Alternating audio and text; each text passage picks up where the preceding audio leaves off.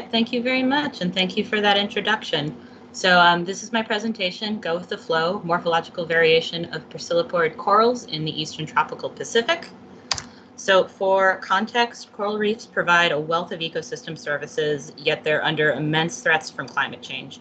Global efforts are being made to identify areas and mechanisms of reef resilience, and a lot of attention has been paid to the reefs on the Western Tropical Pacific, such as the Great Barrier Reef. However, relatively little attention has been paid about the Eastern Tropical Pacific. So this thesis is a larger project in an effort to examine the morphological variation and the adaptive resilience of Pocilloporidae species in the ETP. So for more general biological context, coral colonies grow in a way that is optimized for their environment. So high water flow rate facilitates a faster metabolite exchange, but when exposed to slower water flow, corals can alter their physiological and chemical responses to compensate. However, this requires an energy expense and makes them less physically fit to survive periods of unexpected environmental stress. But also, instead of altering physiological responses, corals have the ability to grow out their skeletal morphology in a way that increases their surface roughness over the total area, which allows for a thinner water boundary layer and a more passive diffusion of nutrients. And this does not require any energy. So specifically, Pocilloporids are the main reef builders of the ETP. They're all part of the family Pocilloporidae. And there is a lot of skeletal morphology variation even within the same genetic lineages. So the validity of Pocillopora morphospecies remains somewhat under debate. However, in the Eastern Tropical Pacific, there are 3 main genetic lineages that have been identified. And of those, there are 5 main morphospecies, P. damicornis, P. vericosa, P. meandrina, P. tapicata, and P. idui. And my lab did a pilot study back in 2015 where they monitored the shapes of colonies in 3 communities in the southern Gulf of California for 3.5 years between 2011 and 2014. All of these colonies had a common mitochondrial identity, so they had the same genetic lineage. However, during a period of storms and high water turbidity in generally low flow conditions, a small number of tagged colonies of one morphospecies, P. damicornis, were actually documented as looking like they changed to a different morphospecies associated more with P. inflata. So if corals can structurally adapt to environmental changes in real time, this could have big implications for reef resilience.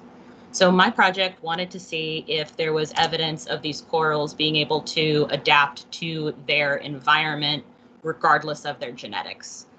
So we hypothesized that morphotype assemblages should be distinctively recognized between and within localities. So that's that H1A hypothesis. And then we also thought H1B, if environmental conditions are not influential factors, we would expect morphotype expression just to align with the geographic range of those molecularly identified lineages.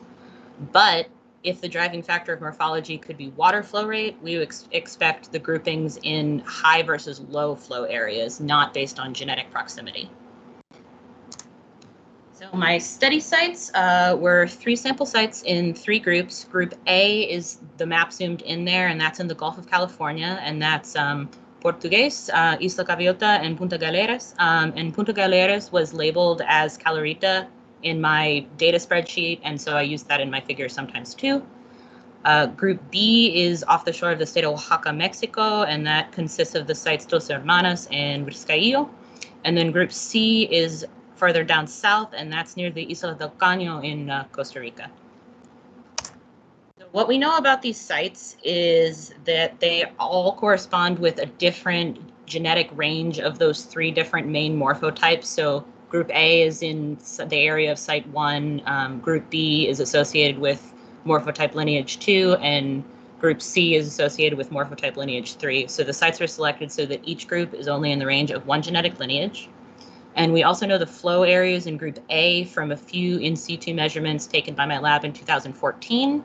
So we know that Isla Gaviotas has a much lower flow rate than the other 2 sites.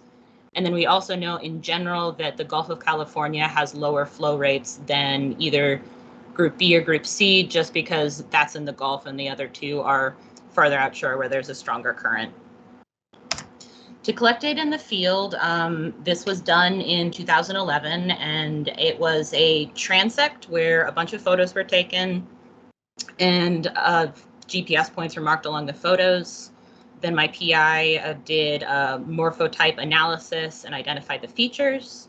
Then in 2016, a student named Sawa El-Khattabi at the University of Baja California Sur examined measurements of the thickness of the distal portion of the branches, which is DPB in my slides. And then she also measured the distance among the branches, which is ADB in my slides. And she used a coral point count with Excel extensions program to classify those colonies into 26 different morphotypes.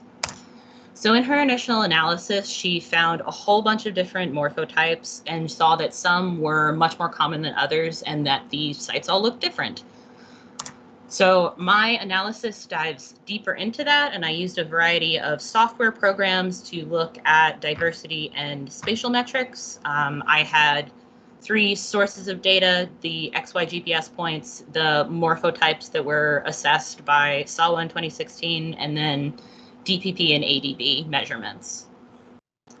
So what I found initially of the diversity assessment was whether or not the locations have different morphotype diversity distributions across sites. And what Shannon's index and these abundance diversity curves show that there is greater morphodiversity in group A, which are the ones in the bay, and Gaviotas, which is the site with the lowest flow, has the least amount of diversity between those two sites.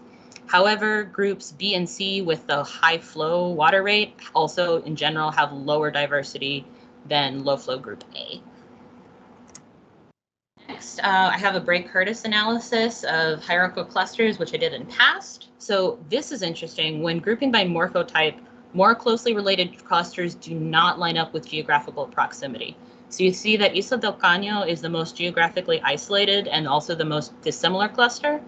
However, Gaviotas wasn't clustered with the other group A sites and is more similar to group B and the site Riscayu. So I also looked at DPB and EDB and tried to create an index of closed and open forms. Essentially, a lower DPB and ADB would be like a closed form with thin branches that are clumped together. Remember, that would increase the surface area roughness and therefore reduce the boundary layer. So we would think that that would be a shape that would be helpful in a low flow site, whereas a higher DPB and ADB would result in thicker coral colonies with more distant branches. So that would be a more open and smooth form.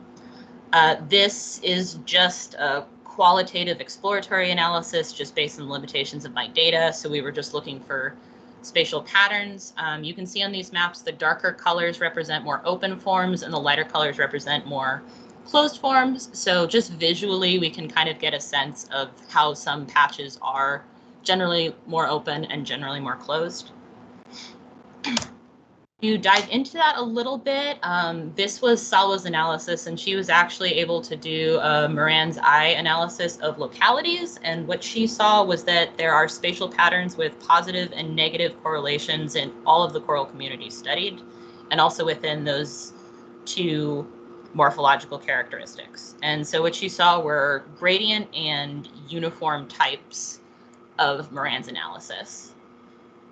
And then this was further confirmed by one way ANCOVA I did of DPB with the covariate is ADB. And all 3 of these results were significant. They all have different distributions.